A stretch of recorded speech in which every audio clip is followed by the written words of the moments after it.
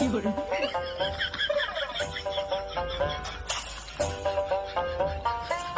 TV দেখছো না?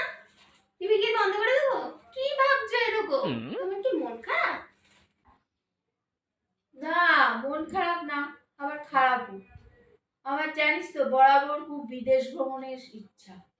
হ্যাঁ, আমি ইন্ডিয়ার অনেক জায়গায় ঘুরেছি, কিন্তু আমার খুব বিদেশে যাওয়ার ইচ্ছা। কিন্তু ওই যে বিদেশে গেলে অনেক টাকা লাগে।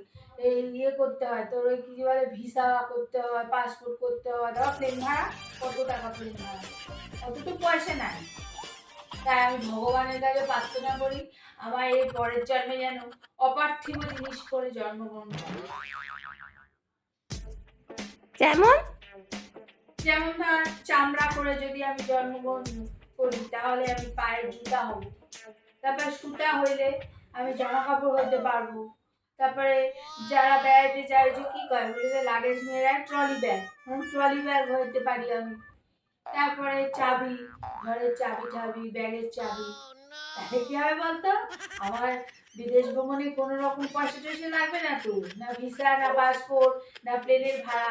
কিন্তু আমি যারা বিদেশে যাবে তাদের সঙ্গে সবসময় যাইতে পারবো, আইতে পারবো।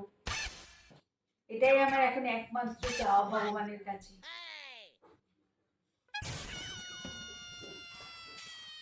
আর যদি প্লেন হয়ে জন্মাই তাহলে তো কথাই নাই। উহু, পুরো যাবো আসবো, কতজনকে দেখবো, air hostess, fair hostess, pilot.